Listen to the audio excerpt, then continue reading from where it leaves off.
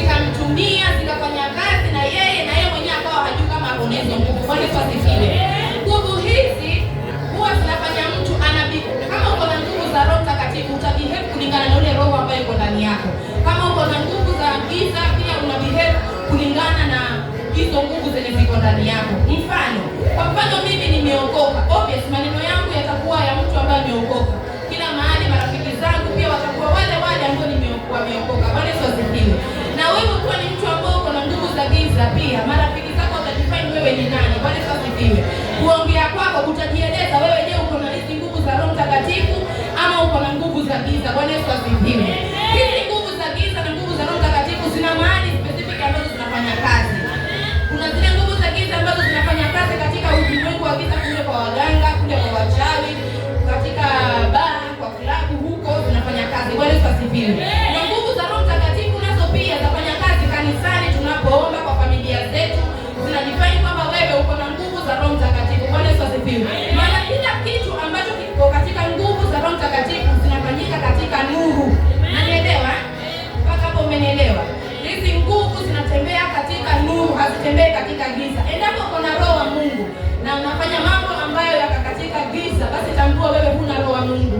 Roho wako ni roho wa shetani. Bwana Yesu asifiwe. Maana huyu Mungu anapoponya anaponya wazi, anapobariki anakubariki, watu wengi wanaona, anapokufungua umefunguliwa, watu wameshuhudia. Bwana Yesu asifiwe. Lakini unapozini, unapokunywa pombe, huwa unataka kujifiche. Bwana Yesu asifiwe. Mmenielewa sivyo? Nguvu spiritual power ambazo za Roho Mtakatifu ni kitu gani? Hii ni nguvu ambayo ni nguvu inayotenda kazi si kwa nguvu zetu sisi, bali kuna nguvu ambayo iko ndani yetu inayofanya kazi. Bwana Yesu asifiwe. Mfano tutawaonyesha tena kama vile pasta anapotuita hapa mbele, anasema pokea kwa jina la Yesu. Kwa mtazamo wa macho hakuna chenye ambacho mtu amepokea, lakini katika ulimwengu wa kiroho kuna mtu ashapokea. Bwana Yesu asifiwe. Kwa sababu hizi nguvu hufanya kazi katika ulimwengu wa roho. Yes. Nguvu za kichawi vivyo hivyo hufanya kazi katika ulimwengu wa roho, lakini hizi hufanya kazi kwa kupinga kile ambacho kiko katika nuru. Unanielewa jamani? Mmenielewa mpaka hapo? Mmejua tofauti ya nguvu zilizo za nuru na nguvu zilizo za giza vile zinavyofanya kazi, sivyo? Hata uchoyo ni nguvu za giza, wivu ni nguvu za giza. Na tunakuja hapa kanisani tuko nazo. Sasa sisi tunakuja mahali hapa, tunaweza kuwa tunaomba kabisa, tunaombea Mungu, tunataka nguvu za Roho Mtakatifu zitembee ndani yetu. Lakini inakuwa vigumu, kuna boundary fulani ambayo imesimama hapo inakuzuia wewe zile nguvu za Roho Mtakatifu kufanya kazi. Eda choyo, eda wivu, eda masengenyo. Kwa sababu vitu hivi huwezi vifanya mbele za watu. Wewe unaweza kuonyesha wivu mbele yao unafanya. Utaionyesha ikiwa uko peke yako na vile ambavyo utaifanya ili wivu uonekane kwa watu, sivyo? Tusome katika kitabu cha Acts 1:8. Ni Matendo ya Mitume 1:8.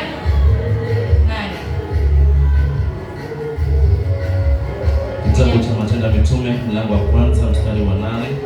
Nasoma kwa Bwana, maneno nasema hivi: lakini mtapokea nguvu akiisha kuajilia juu yenu Roho Mtakatifu, nanyi mtakuwa mashahidi wangu katika Yerusalemu na kote katika Yudea na Samaria na hata mwisho wa nchi. Amen. Bwana Yesu asifiwe. Sasa nguvu za Roho Mtakatifu hatuzipati kwa bidii zetu, bali ni yule Roho Mtakatifu mwenyewe hushuka ndani ya mtu, ndipo ambapo anapotembea katika zile nguvu za Roho Mtakatifu. Bwana Yesu asifiwe. Roho Mtakatifu ana demonstrate love. Roho Mtakatifu ana demonstrate peace. Kwa sababu ukijikuta katika hali ya violence, kwa mtu ambaye anapenda chaos, unapenda mambo mengi, jua wewe huyu Roho Mtakatifu hayuko ndani yako. Bwana Yesu asifiwe. Roho Mtakatifu hapo katika self control. Roho Mtakatifu hapo katika kuenenda katika njia za usawa. Roho Mtakatifu kuongoza pia vile unavyovaa. Bwana Yesu asifiwe.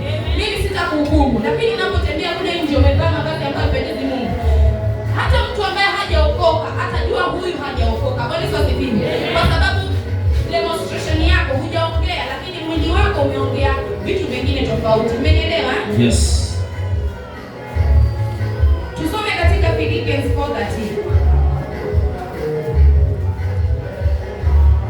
kitabu cha Wafilipi mlango wa 4 mstari mdogo wa 13.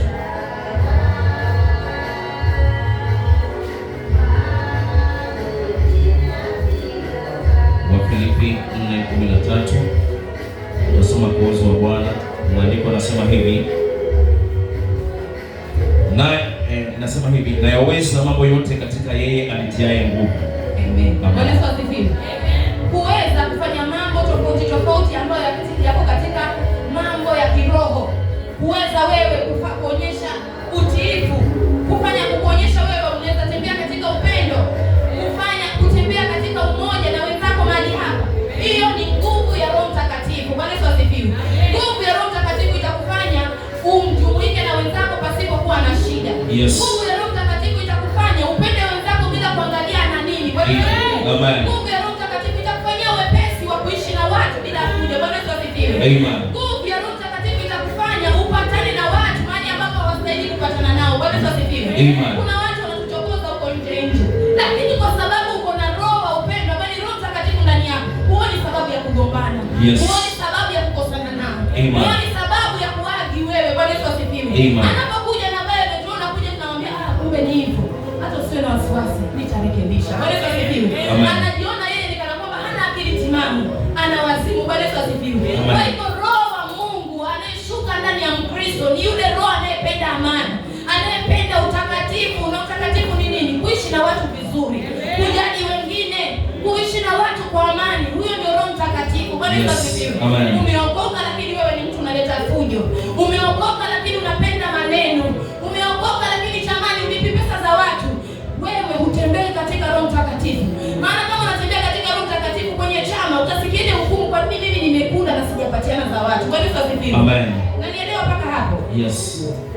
Nguvu ya kufanya mambo magumu, mambo ambayo unaona mwenzako kabisa amemshinda, lakini anapoingia mama Kiwamboi mahali pale anamwambia mama, kwa nini usifanye hivyo? Hili aliendi hivi, linaenda ABC, ndio mama anafunguka kwa maneno tu. Bwana asifiwe. Amen.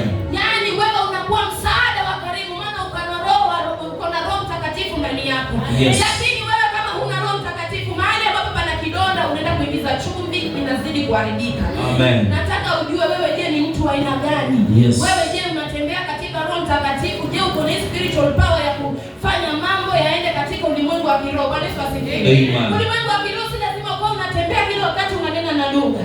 Ulimwengu wa kiroho si kwamba tunapofika mahali hapo ukiomba unene na lugha ama uimbe katika lugha. La hasha. Si kutoa mapepo. Hizi ni karama tu za Roho Mtakatifu. Lakini spiritual power yenyewe ipo katika tabia za kila siku tunazozifanya. Amen.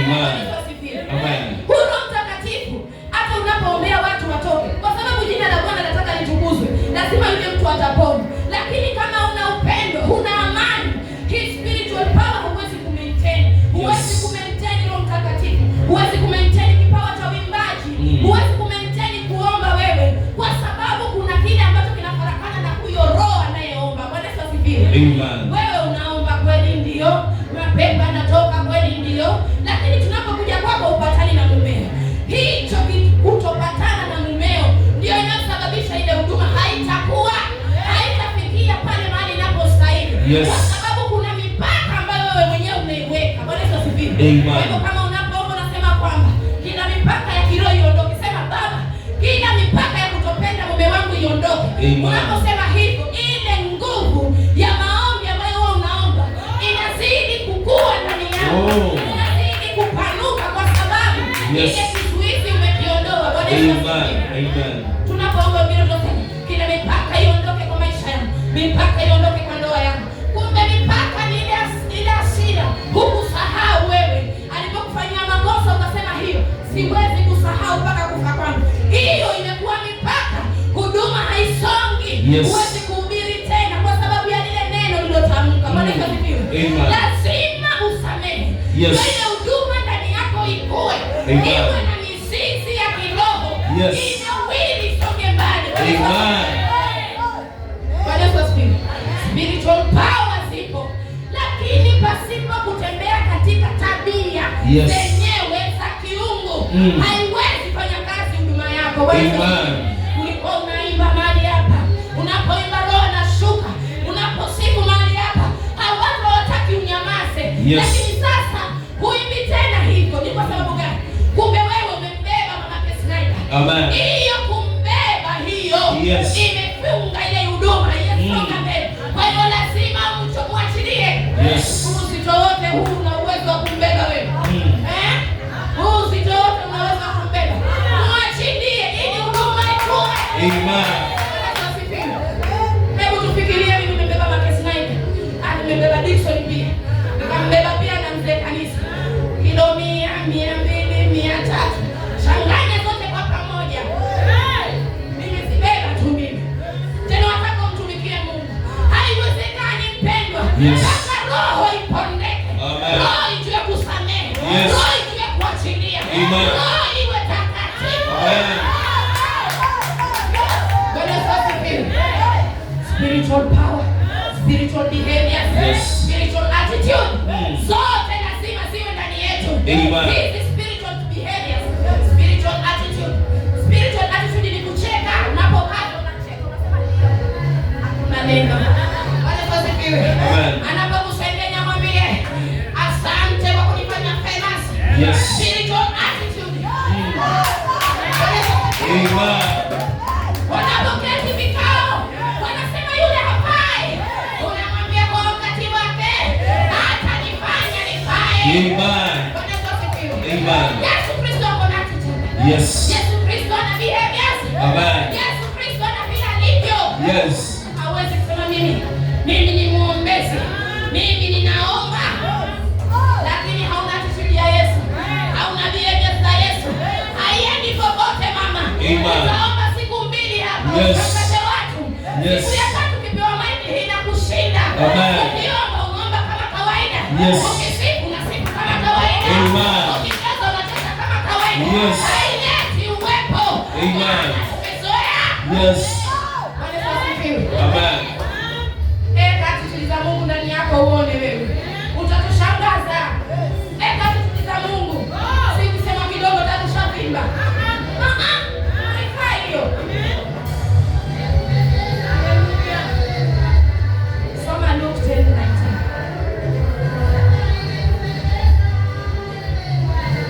Yesu ni mtamu. Kitabu cha Luka Mtakatifu mlango wa 10 mstari mdogo wa 19, nasoma kuhusu wa Bwana. Maandiko yanasema hivi: tazama, nimewapa amri ya kukanyaga nyoka na nge na nguvu zote za yule adui, wala hakuna kitu kitakachowadhuru. Amen. Na ambako tumepewa uwezo wa kukanyaga nyoka na nini na nge. Lakini hivi vitu ndugu yangu tunavitaja mpaka kwenye maombi. Baba, katika jina la Yesu, nipe nguvu na uwezo wa kukanyaga nyoka na nge. Lakini haviwezekani. Itakuwa ni kama historia. Itakuwa kama tunasoma story za Bunuwasi. Kama hautatembea katika ulimwengu wa kiroho na tabia za kiungu, haitowezekana wewe. Unaambiwa kwamba maombi ya mwenye haki ni manukato. Bali maombi ya mwenye dhambi ni kelele. Itafanyika kelele machoni pa Bwana. Kama utakuwa hautatembea na attitude za kiungu, tembea na tabia za kiungu. Tembea na mienendo ya kiungu. Sema kama Mungu asemavyo. Bwana asifiwe. Ushasikia Yesu anasema kwamba damu yangu mimi haipatani na mamake Snyder hata kidogo. Ushasikia kwenye Biblia hiyo. Mbona sisi tunasema ni kumaanisha ya kwamba attitude za kiungu hazipo ndani yetu. Tunasema huyu brother hizi hatuendani hata kidogo. Bwana asifiwe. Attitude za kiungu. Attitude za kiungu ni upendo, amani, upatano, ushirikiano, umoja. Bwana asifiwe. Weka attitude za kiungu. Attitude za kiungu zimepewa spiritual powers. Zimebeba nguvu za kiungu. Bwana asifiwe. Napenda unifundishe neno. Nikajiona mjinga kwa ule mwaka niliokuwa nimekasirika. Nikajiona sina akili. Kwa muda ambao nilikuwa nimefunga. Nikasema nazeeka tu mimi. Kwa sababu ya kitu cha kipumbavu. Mimi wewe pumbavu asina toba. Neno nikaniambia mama Adamu, wewe wataka nguvu za kiroho. Wataka wewe utembee katika roho. Lakini mbona una attitude za kidunia? Mbona unatembea kama wa dunia? Mbona unafanya kama wa dunia? Nakasirika haraka. Na vimba tu kipuzi. Umeomba kinikosea basi ni mwezi. nataka Mungu anitumie katika mambo. Haiwezekani. Amen. Nilikuja tu kanipa akaniambia nika spiritual power. Nikaketi. Ndio nikaanza kwa ajili vifungu. Nikasema kumbe ile topic ndio inalingana na vifungu. Nikapata nafasi ya kuandika kwa hiyo. Baba, mama, tembea katika attitude za kiungu na behavior za kiungu zimebeba spiritual power. Na nielewa jamani. Kwa mfano hivi. Tuko na baba yetu Emmanuel hapa, si ndio? Tumkute hapo chini anatukana. Ama sote tu hivi ba? Tumkute tu hapo chini anatukana yale matusi makubwa, sivyo? Kuna heshima itakuwa hapo ndani. Tutajua hataki kusomea njoni tuombe, mtasomea hapa mbele. Kwa sababu gani? Kwa sababu zile tabia alizozifanya haziambatani. Basi mbona wewe? Mbona mama, mbona mzee, mbona mdalilishe Yesu? Mbona mfanye aonekane hana maana? Mbona aonekane kwamba hatendi? Mbona aonekane kwamba ni mdhaifu huyo Yesu? Bwana Yesu asifiwe. Ukiwa na nguvu za Mungu huwa kuna uoga. Unaona? Ukiwa na hizi attitude za kiungu ndani yako, kwa mfano, kulikuwa kuna mtu anakukosea hapo kwa mtaa. Alafu akufuate, yani kama kwamba anakufuata kwa ugomvi, sivyo? Alafu wewe unywe kama vile paka, yani unywe. Nani kati ya watu wawili ambao wanaonekana mjinga? Wewe utapata heshima. Hata kama walikuja watu wengi, utapata heshima. Alafu utakuwa na ile confidence ya kusimama na kuclaim kile ambacho ni chako. Kuna wakati mmoja basi akatufundisha akasema, alikuwa kwa mahali alikuwa anatembea, alafu bahati mbaya akagongwa sijui na gari sijui na nini. Alafu sasa watu wakatokezea pale na wakawa na kambe wengi wakawa wanaanza kuagi bwana kambe ni msukumano vile. Alafu akasema yeye hata hakuongea kitu, alinyamaza tu. Aliponyamaza sasa watu wengine wakatokezea kumtetea. Unaona, kunyamaza kwa macho ya kibinadamu sisi tunajua kuongea ni uoga, si ndio? Lakini ni ujasiri. Wale wasifiwe. Ni ujasiri ndani ya Kristo. Maana si lazima kila jambo unene, si kila jambo ujibizane, si kila jambo ujibu. Wale wasifiwe. Amen. Spiritual power inafanya unakuwa mjasiri. Jambo kubwa, na ujasiri huu sio kufanya upayuka kule mtaani. Ni wa jambo kubwa ambalo linaonekana ni mzigo, lakini kwa wewe unaliona kana kwamba ni dogo. Hilo ndio spiritual strength ya mtu. Bwana asifiwe. Amen. Napenda Mungu. Kuna kipindi fulani hapo nilikuwa napitia hapo. Nikafika mahali mpaka nikasema, sasa maisha ya Mombasa yana faida gani? Maana hata sina tofauti na wale ambao kule mashambani. Bora zaidi niende nyumbani tu nikae huko. Nilishe mifugo basi. Nipasuke miguu, ni chakae huko nyumbani. Bwana asifiwe. Lakini kitu kimoja kaniambia, mbona unawaza kama mtu mpumbavu? Bwana asifiwe. Mbona unawaza kama mtu mpumbavu? Kwa sababu nilikuwa nimechoka. Sina ile uwezo wa kuface fear zangu. Sikuwa na ule uwezo wa kuface ile matatizo ambayo nilikuwa nayo. Yes. Kwa sababu nikaamua basi bora zaidi niende nikakae huko, nikimbizana na mifugo, nikimbizane na mbuzi huko. Na penye mbuzi wanajua kukimbia. Bwana asifiwe. Kwa hiyo kama unataka nguvu za Mungu ndani ya maisha yako, lazima uwe na attitude. Kwa mfano na mimi tabia zangu na za bwanangu lazima zitakuwa labda zinafuatana. Hata kama si sana, lakini kuna venye zinafuatana, sivyo? Maana yake tumekuwa mwili mmoja na tumeishi miaka mingi. Kwa hivyo mara zingine akasema mimi si nikata shingo, pia inabidi nao useme si mbele za watu mwanzo. Lakini kama ni nyumbani mtagombana na hapo kama utakula si shauri. Lakini sasa kama uko mbele za mimi situmika, tutumii.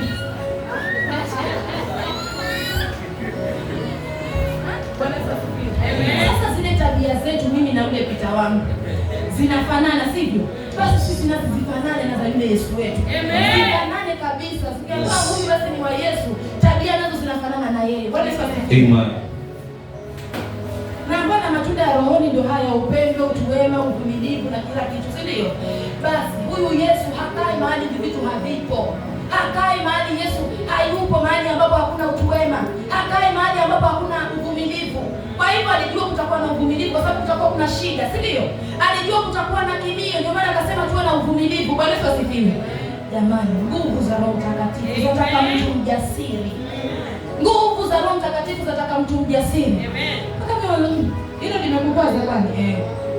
Mimi halijanikwaza. Nachukua tu kama kawaida, maana tu halinisumbui. Bwana Yesu asifiwe. Mwenzangu hata mimi napata mafunzo sana mengi kwa ule mume wangu, kwa sababu yeye kitu chenye ambacho yeye kitamkasirisha mimi kwangu hata sioni fudi.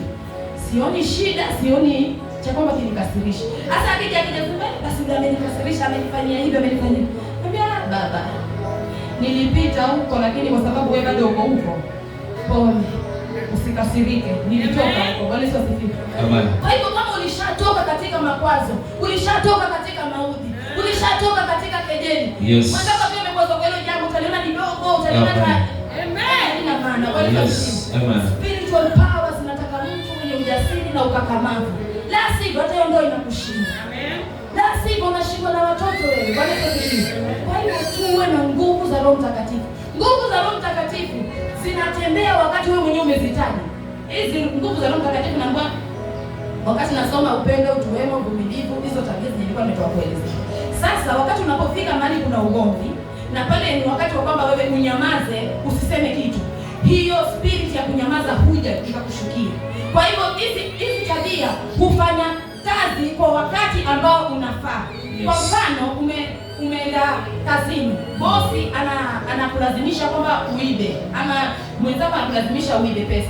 Ile roho ya kutoiba hushuka pale kufanya kazi kukuonya wewe usifanye nini? Usiibe. Unanielewa? Yes. Zote ziko ndani yetu, lakini haziwezi fanya kazi saa hizi zote: upendo, uvumilivu, tuwema, kiasi kwa wakati mmoja.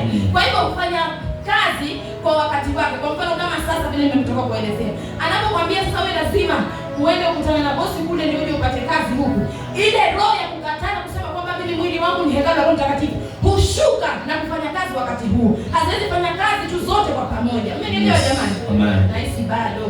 Amen. Wakati hizi nguvu za Roho Mtakatifu, kwa mfano mimi ninauza na huyu mama amenipa, nauzia mtu kwa duka na nimempa change nyingi, ama nimempea, ama amenipea mingi.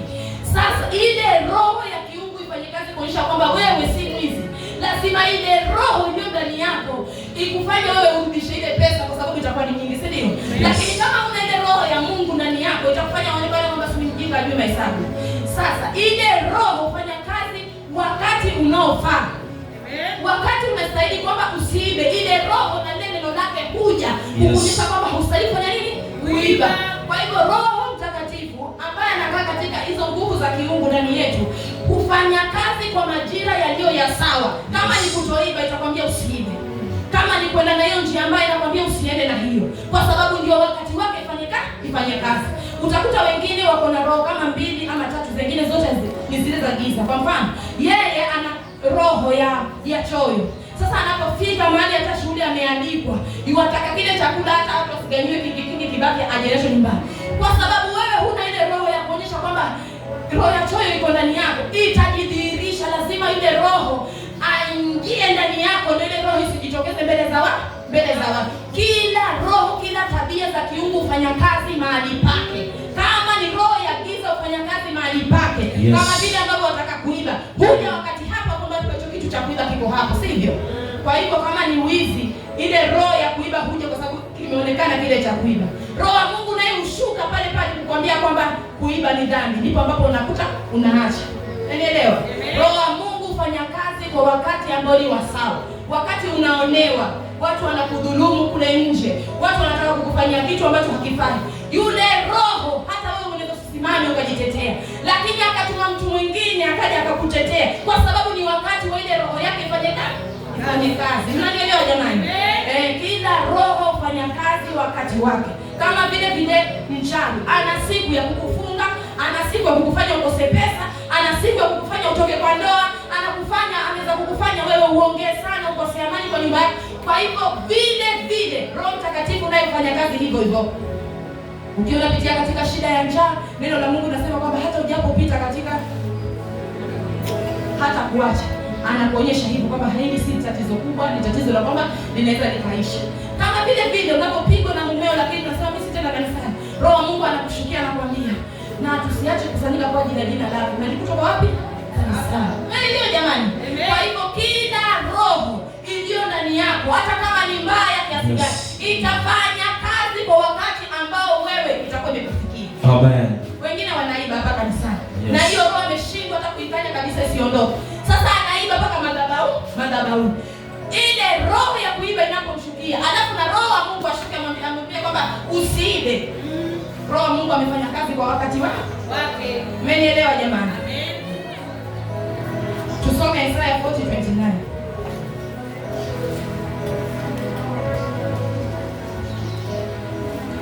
Kitabu cha Isaya mlango wa 40 mstari mdogo wa 29.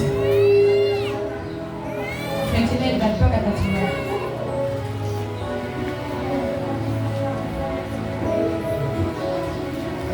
Isaiah chapter 40, 29 to 31.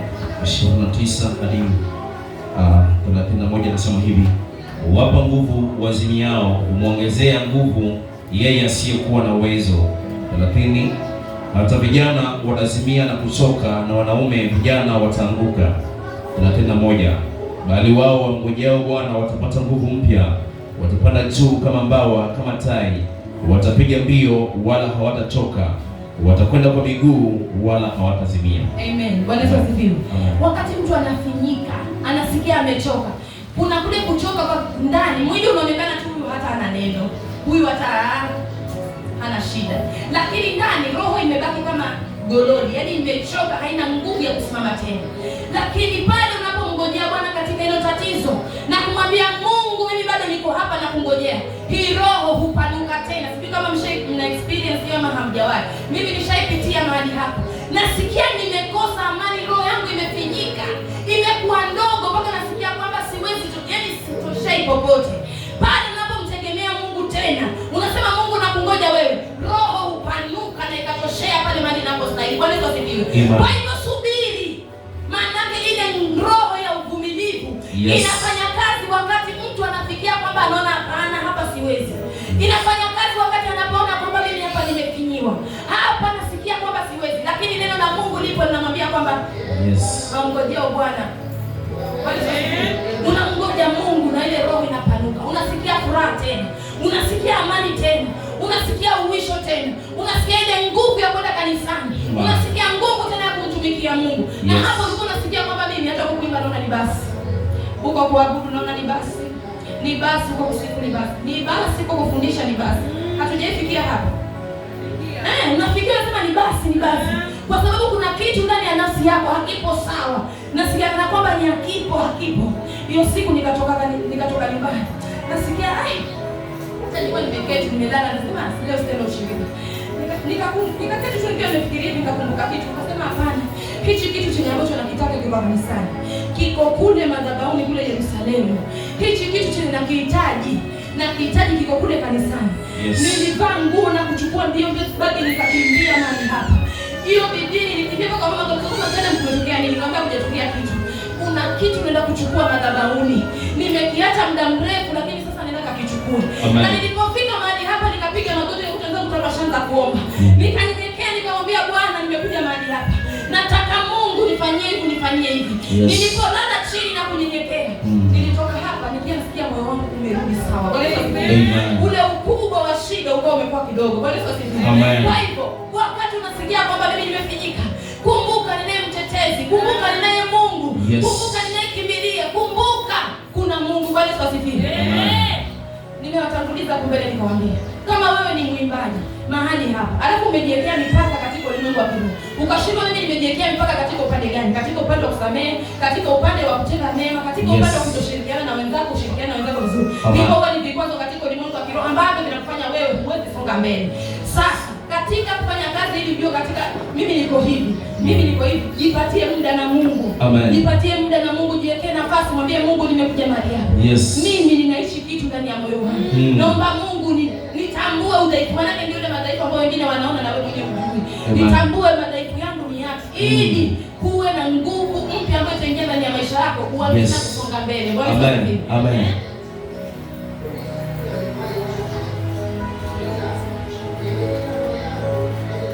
Kuwa mtu ana authority nyingine ambayo haina mpaka. Ukiwa na spiritual power, uko na authority. Unaona President Ruto hapo na mamlaka kuja kusema hii kanisa la Yerusalemu yote ibomolewe. Hii peke yake tu. Hii peke yake. Na nisikia ile authority, ile command inayotoka katika kinywa chake. Hiyo command ipo katika ulimwengu wa kiroho. Ipo hapo neno la Mungu linasema ametupa uwezo wa kanyaga nyoka na nge. Hebu access hizi nguvu ili zifanye kazi katika maisha yako. Lazima uwe mtu ambaye umejitoa kikamilifu katika kazi za Mungu. Yes. Inaweza kuwa huji kanisani kila Jumatano, hauendi mashirika, upo tu. Lakini njia zako na vile ambavyo umejiweka na Mungu, una uwezo wa kuaccess hizi nguvu. Yes. Amen. Uko una uwezo wa kupata authority. Maana yake pepo hatoki kwa mtu mdhaifu. Ati wewe toka pepo. Pepo anakujua toka. Hatoki. Bwana Yesu asifiwe. Amen. Maana yake kitambo apate nafasi mpaka ingie ndani yako. Huwa amekumonitor. Akaangalia huyu nitampata kwa njia gani. Wewe ukajiwekea ukasema kwamba mimi siwezi msahau yule. Akapata nafasi ya kuingia ndani ya maisha yako. Sasa akafanya kazi ndani ya maisha yako kupitia ile unforgiveness yako ambayo uko nayo. Bwana Yesu asifiwe. Amen. Sasa kwa access nguvu.